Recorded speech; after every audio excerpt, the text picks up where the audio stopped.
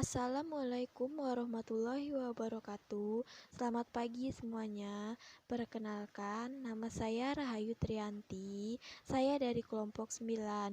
Di sini saya akan mempresentasikan makalah kelompok kami yang berjudul Wawasan Nusantara.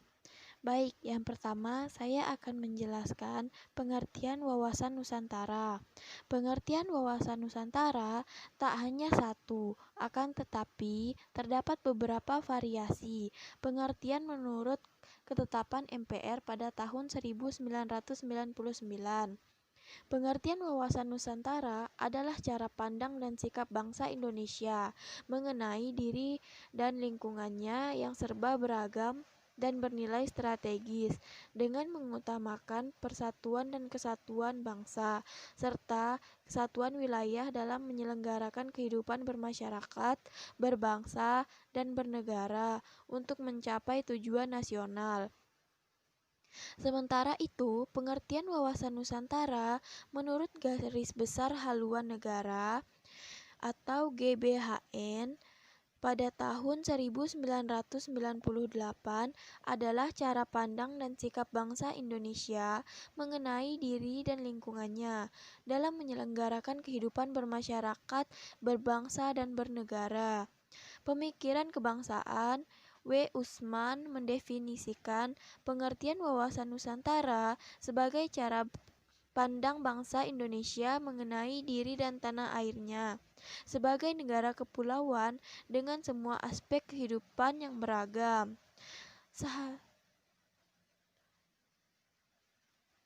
Kita dapat mengambil beberapa kata kunci dari definisi di atas, yaitu cara pandang, keberagaman, kesatuan, dan tujuan nasional.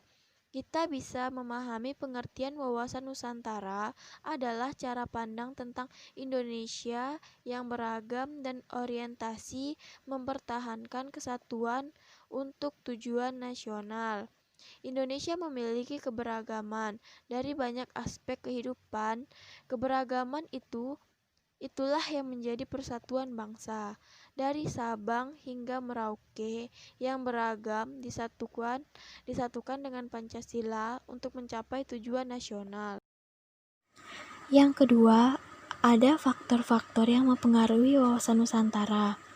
Faktor yang pertama, wilayah atau geografi. Wilayah atau geografi ini terbagi lagi menjadi 4. Yang A, kepulauan atau archipelagic prinsip. Kata archipelago dan archipelagis berasal dari kata Italia. Archipelagos akar katanya adalah arsi, yang berarti terpenting atau terutama. Dan pelagos berarti laut atau wilayah lautan. Jadi, archipelagis dapat diartikan sebagai lautan terpenting.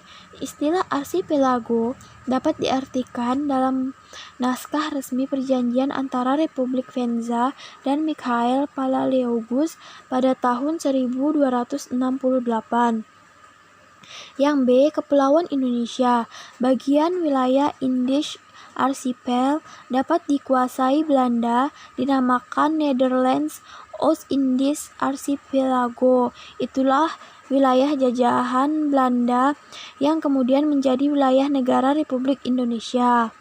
Bangsa Indonesia sangat mencintai nama Indonesia, meskipun bukan dari bahasanya sendiri, tetapi ciptaan orang Barat. Nama Indonesia mengandung arti yang tepat, yaitu Kepulauan India. Dalam bahasa Yunani, Indo berarti India dan Nesos berarti pulau. Indonesia mengandung makna spiritual yang di dalamnya terasa ada jiwa perjuangan menuju cita-cita luhur, negara kesatuan, kemerdekaan, dan kebesaran. Yang C, konsepsi tentang wilayah lautan. Dalam perkembangan hukum, laut internasional dikenal beberapa mengenai memiliki dan menggunakan wilayah laut sebagai berikut. Yang pertama, res nullius menyatakan bahwa laut itu tidak ada yang memilikinya. Yang kedua, res communius menyatakan bahwa laut adalah milik masyarakat dunia karena itu tidak dapat dimiliki oleh masing-masing negara. Yang ketiga, Mar Liberum menyatakan bahwa wilayah laut adalah bebas untuk semua bangsa. Yang keempat, Mar Clausum atau The Ring and Dominion of the Sea menyatakan bahwa laut sepanjang laut saja yang dapat dimiliki oleh suatu negara sejauh yang dapat dikuasai dari darat, atau itu kira-kira 3 mil. Yang kelima, Archipelagic States Principles atau asas negara kepulauan yang menjadikan dasar dalam konversi PBB tentang hukum laut. Yang D, karakteristik wilayah Nusantara. Nusantara berarti kepulauan Indonesia yang terletak di antara benua Asia dan benua Australia, dan di antara Samudra Pasifik dan Samudra Indonesia, yang terdiri dari 17.500 pulau besar maupun kecil. Jumlah pulau yang sudah memiliki nama adalah 6.044 buah kepulauan Indonesia terletak pada batas-batas astronomi. Yang kedua, ada faktor geopolitik dan geostrategi. Yang A, geopolitik. Asal istilah geopolitik semula diartikan oleh Friedrich Ratzel pada tahun 1844 sampai 1904 sebagai ilmu bumi politik atau political geography. Istilah ini kemudian dikembangkan dan diperluas oleh sarjana ilmu politik Swedia Rudolf pada tahun 1864 sampai 1922 dan Karl Ausfer pada tahun 1869 sampai 1964 dan Jerman menjadi geographical politik dan disingkat geopolitik. Perbedaan istilah ini terletak pada titik perhatian dan tekanannya. 2. Pandangan Ratzel dan Cleveland. Friedrich Ratzel pada akhir abad ke-19 mengembangkan kajian geografi politik dengan dasar pandang bahwa negara adalah mirip organisme atau makhluk hidup. Negara adalah ruang yang ditempati oleh kelompok masyarakat politik atau bangsa. Bangsa dan negara terkait oleh hukum alam. Rudolf Junge berpendapat bahwa negara adalah organisme yang harus memiliki intelektual, atau negara merupakan sistem politik yang mencakup geopolitik, ekonomi politik, krapopolitik, dan sosiopolitik. Pandangan Ratzel dan Junge hampir sama. Mereka memandang pertumbuhan negara mirip pertumbuhan organisme atau makhluk hidup. 3. Pandangan Haushofer. Pemikiran Haushofer di samping berisi paham ekspansionisme juga mengandung ajaran realisme yang menyatakan bahwa ras Jerman adalah ras yang paling unggul yang harus dapat menguasai dunia. 4. Geopolitik bangsa Indonesia. Pandangan geopolitik bangsa Indonesia yang dapat didasarkan pada nilai-nilai ketuhanan dan kemanusiaan yang luhur dengan jelas dan tegas tertuang di dalam pembukaan UUD 1945. Bangsa Indonesia adalah bangsa yang cinta damai, tetapi lebih cinta kemerdekaan. Bangsa Indonesia menolak segala bentuk penjajahan karena penjajah tidak sesuai peri kemanusiaan dan peri keadilan. Dalam hubungan internasional, bangsa Indonesia berpijak pada paham kebangsaan atau nasionalisme yang membentuk suatu wawasan kebangsaan dan menolak pandang Chauvisme. B. Geostrategi. Strategi adalah politik dalam pelaksanaan, yaitu upaya bagaimana mencapai tujuan atau sasaran yang ditetapkan sesuai dengan keinginan politik. Strategi juga dapat merupakan ilmu yang langkah-langkahnya selalu berkaitan dengan data dan fakta yang ada. Sebagai contoh, pertimbangan geostrategis untuk Indonesia dan bangsa Indonesia adalah kenyataan posisi silang Indonesia dari berbagai aspek, di samping aspek geografi juga aspek-aspek demografi, ideologi, politik, ekonomi, sosial, budaya, dan hankam. Faktor yang ketiga yaitu perkembangan wilayah Indonesia dan dasar hukumnya. A. Sejak 17 Agustus 1945 sampai dengan 13 Desember 1957, wilayah negara Republik Indonesia ketiga merdeka meliputi wilayah bekas Hindia Belanda berdasarkan ketentuan dalam Territorial Sint Maarten Kringen Ordonnantie pada tahun 1939 tentang batas wilayah laut teritorial. B.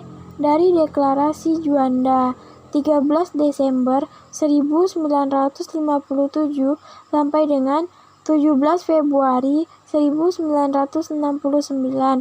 Pada tanggal 13 Desember 1957 dikeluarkan Deklarasi Juanda yang dinyatakan sebagai pengganti ordonansi tahun 1939 dengan tujuan sebagai berikut. Yang pertama, perwujudan bentuk wilayah negara Kesatuan Republik Indonesia yang utuh dan bulat. Yang kedua, penentuan batas-batas wilayah negara Indonesia disesuaikan dengan asas negara kepulauan atau archipelagic state principles. Yang ketiga, pengaturan lalu lintas damai berpelayaran yang lebih menjamin keselamatan, keamanan negara Kesatuan Republik Indonesia. Yang C. Dari 17 Februari 1969 Deklarasi Landas Kontinen sampai sekarang. Deklarasi tentang landas kontinen negara RI merupakan konsep politik yang berdasarkan konsep wilayah. Deklarasi ini dipandang pula sebagai upaya untuk mengesahkan wawasan Nusantara. Di samping dipandang pula sebagai upaya untuk mewujudkan pasal 33 ayat 3 UUD 1945. Konsekuensinya sebagai bahwa sumber kekayaan alam dalam landasan kontinen Indonesia adalah milik eksklusif negara RI. Yang D. Zona Ekonomi Eksklusif atau ZEE. Pengumuman pemerintah negara tentang Zona Ekonomi Eksklusif terjadi pada 21 Maret 1980. Batas ZEE adalah selebar 200 yang dihitung dari garis dasar laut wilayah Indonesia. Alasan pemerintah pengumuman ZEE adalah yang pertama, persediaan ikan semakin terbatas. Yang kedua, kebutuhan untuk pembangunan nasional Indonesia. Yang ketiga, ZEE mempunyai kekuatan hukum internasional. Selanjutnya, yang C, yaitu unsur-unsur dasar wawasan Nusantara. Wawasan Nusantara sebagai cara pandang bangsa Indonesia terhadap dirinya mengandung 3 unsur dasar, yaitu wadah atau kontur, isi atau konten, dan tata laku atau konduk. Ketiga unsur dasar tersebut dapat dijelaskan sebagai berikut. Yang pertama, wadah atau kontur. Wadah sebagai ruang kehidupan masyarakat berbangsa dan bernegara meliputi seluruh wilayah Indonesia yang memiliki sifat serba Nusantara dengan kekayaan alam dan penduduk serta aneka ragam budaya. Yang kedua, isi atau konten. Isi adalah kegiatan bersama yang berkembang di masyarakat sebagai bentuk aspirasi bangsa dan cita-cita tujuan nasional yang terdapat dalam pembukaan UUD 1945. Yang ketiga, tata laku atau konduk. Tata laku merupakan hasil interaksi antara wadah dan isi yang terdiri dari tata laku batiniah dan lahiriah. Tata laku batiniah mencerminkan jiwa, semangat, dan mentalitas yang terbaik dari bangsa Indonesia. Adapun tata laku lahiriah tercermin dalam tindakan, perbuatan, dan perilaku dari bangsa Indonesia. Yang keduanya akan mencerminkan identitas jati diri atau kepribadian bangsa Indonesia berdasarkan kekeluargaan dan kebersamaan yang memiliki rasa bangga dan cinta terhadap bangsa dan tanah airnya, sehingga menimbulkan nasionalisme yang tinggi dalam semua aspek kehidupan nasional. Baik, sekian materi yang dapat saya sampaikan.